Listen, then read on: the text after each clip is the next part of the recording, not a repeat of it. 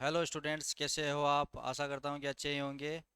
तो आज हम शिक्षा मनोविज्ञान के बारे में जानेंगे। आपको जो पिछली गत वर्षों में जो एग्ज़ाम हुई है उसके अंतर्गत आपके 2016 में, 2018 में और 2022 में जो एग्ज़ाम लगी थी, उन एग्ज़ाम के अंदर के इस साइकोलॉजी के कोई भी क्वेश्चन नहीं पूछे गए हैं। और इस बार 2026 में नए शिक्षा जो पैटर्न जो चेंज हुआ है उसमें दो चार क्वेश्चन आपसे पूछने की संभावना है। तो आपका एक जो शैक्षणिक विकास है, जो एजुकेशन साइकोलॉजी है, शिक्षा मनोविज्ञान है, इसका पार्ट आपके सब्जेक्ट में वो इसमें जोड़ दिया गया है। तो आपको क्या करना है कि इसमें जो मुख्य मुख्य बातें हैं वो आपको ध्यान में रखनी है। तो इस अध्याय में हम ये पढ़ेंगे जो शिक्षा मनोविज्ञान है, इसके अंतर्गत हम आज ये जानेंगे कि शिक्षा मनोविज्ञान क्या होता है, एजुकेशन साइकोलॉजी क्या होती है, इसका क्या अर्थ होता है और इसकी उत्पत्ति कहाँ से होती है, किस किन वर्डों से इनकी उत्पत्ति होती है, कौन ऐसा व्यक्ति था जो ये शब्द लेकर आया, इनके बारे में आज हम जानेंगे। सबसे पहले हम शिक्षा मनोविज्ञान को देखते हैं। तो जो शिक्षा मनोविज्ञान है उसका अंग्रेजी रूपांतरण एजुकेशन साइकोलॉजी है। शिक्षा का होता है एजुकेशन और मनोविज्ञान का होता है साइकोलॉजी।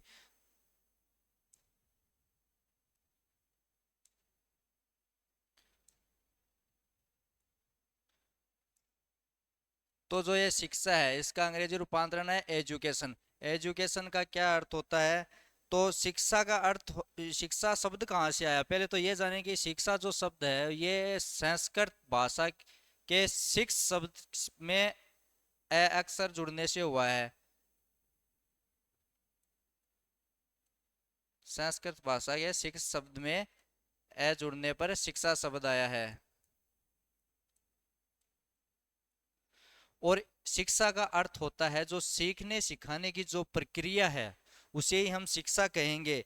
जैसे हम जैसे मैं आपको सिखा रहा हूँ, आप मुझसे सीख रहे हैं, आपसे मैं सीख रहा हूँ, जो ये जो प्रक्रिया चलती रहती है उसी को शिक्षा कहते हैं, एजुकेशन कहते हैं। जो सीखने सिखाने की जो प्रक्रिया है उसे ही हम शिक्षा कहते हैं।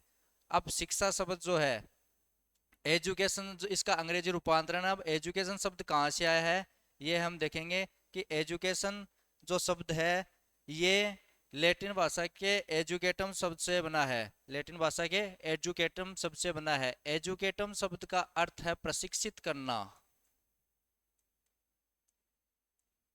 एजुकेटम शब्द का अर्थ है प्रशिक्षित करना। और यह ई प्लस डूको वर्ड और एजुकेयर तथा एडुशियर इन वर्डों से मिलकर बना है। सबसे पहले ई प्लस डुको इस शब्द से बना है, जिसका अर्थ है अंदर से बाहर की ओर, जो अपने इंटरनल है अंदर है उस पावर को बाहर की ओर धकेलना। अब जो एजुकेयर है, एजुकेयर का मतलब जो होता है वो है प्रशिक्षित। एजुकेयर का मतलब है पालन पोषण करना। और एजुशेयर है, एजुशेयर का मतलब है बाहर की ओर धकेलना। तो इन वर्डों से ये वर्ड भी एजुकेशन सबसे पहले ईड्यूको से निकलकर और बाहर आए हैं, ये दोनों वर्ड भी।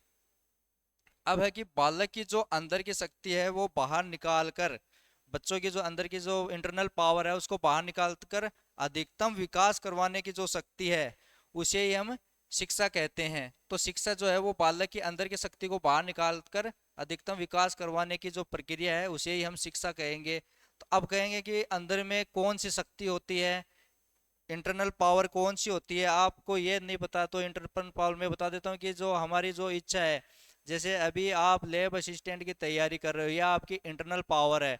और आपने जिस दिन सिलेक्शन पा लिया उसी दिन आपकी जो इंटरनल पावर ये बाहर निकल कर ये नया रूप ले लेती है। तो आप कहेंगे कि जो मैंने मन में सोचा था वैसा का वैसा ही मैंने करके दिखा दिया। तो इनको दो हमारे जो मनोवैज्ञानिक थे, एक तो एडम स्मिथ था और एक जॉन ड्यूवी था। एडम स्मिथ ने इसे द्विध्रुवीय नाम दिया है, शिक्षक और शिक्षार्थी। जैसे प्राचीन समय में एक शिक्षक होता था, एक शिक्षार्थी होता था। तो शिक्षक जो होता था वो जो कहता था वही स्टूडेंट को करना होता था। स्टूडेंट शिक्षक के ऊपर ही निर्भर रहता था। इसमें शिक्षक जो है, टीचर जो है वो सक्रिय था। प्राचीन समय में जो टीचर था वो सक्रिय था और विद्यार्थी जो है वो निष्क्रिय था। जो भी ये बोलता था टीचर वही विद्यार्थियों को लिखना पड़ता था। और जॉन डुवी ने इसे त्रिध्रुवीय बताया है कि शिक्षक और शिक्षार्थी के मध्य में एक पाठ्यक्रम भी एक भाग होता है। पाठ्यक्रम के बिना शिक्षक शिक्षार्थी को क्या पढ़ाएगा, क्या बताएगा। इसलिए आज जो वर्तमान में चल रहा है वो बिना पाठ्यक्रम के डायरेक्ट विद्यार्थी जो है वो सक्रिय है और पाठ्यक्रम को निष्क्रिय कर दिया गया है। डायरेक्ट टीचर से ही पूरा कार्य करवाया जाता है। टीचर आता है, बच्चों को बता देता है और चला जाता है। बच्चे वही नोटबुक में लिख लेते हैं। बच्चों को पाठ्यक्रम के बारे में, स्टडी के लिए बुक वगैरह के बारे में कोई जानकारी नहीं रहती है। इसके बाद में जो ये शिक्षा मनोविज्ञान है, इसके बारे में, शिक्षा के बारे में पेस्टालॉजी जो है वो अपने चाइल्ड एजुकेशन, इसका अर्थ होता है बाल शिक्षण। बाल शिक्षण मनोविज्ञान।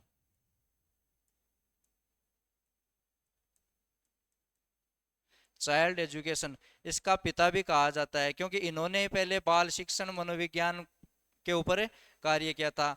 अब इन्होंने क्या कोटेशन दिया कि शिक्षा व्यक्ति की जन्मजात शक्तियों का स्वाभाविक समरस तथा प्रगतिशील विकास है। व्यक्ति जन्म से लेकर के वर्तमान तक, जब तक वो जीवित रहेगा तब तक वो कुछ ना कुछ सीखता ही रहेगा। समरस तथा प्रगतिशील का मतलब है वो लगातार सीखता जाएगा जब तक वो मर नहीं जाएगा, तब तक वो कुछ ना कुछ सीखता ही रहेगा। जो फ्रोबेल है उस ये पेस्टालॉजी का स्टूडेंट रहा है, पेस्टालॉजी का शिष्य था। इन्होंने कहा कि जो शिक्षा वह प्रक्रिया है कि जिसके द्वारा व्यक्ति अपनी आंतरिक शक्तियों को बाहरी शक्तियों का रूप दे देता है। कि जो व्यक्ति की जो इंटरनल पावर है, उसको बाहरी शक्तियों का रूप दे देता है।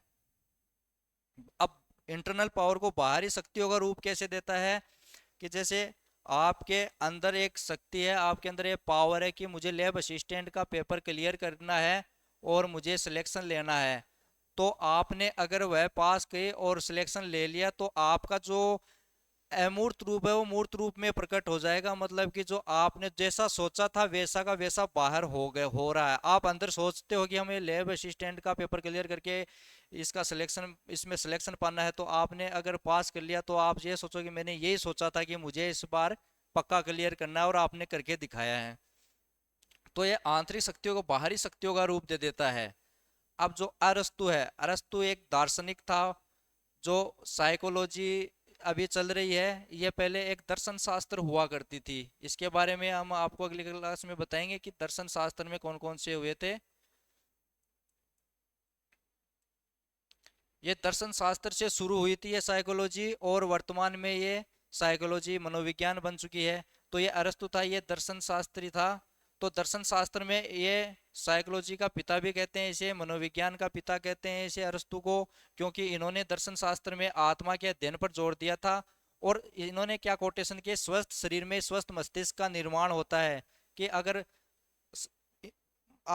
बालक का शरीर स्वस्थ होगा तो उसका मस्तिष्क भी स्वस्थ ही होगा, क्योंकि बिना स्वस्थ शरीर के मस्तिष्क कोई भी कार्य कर नहीं करता है। तो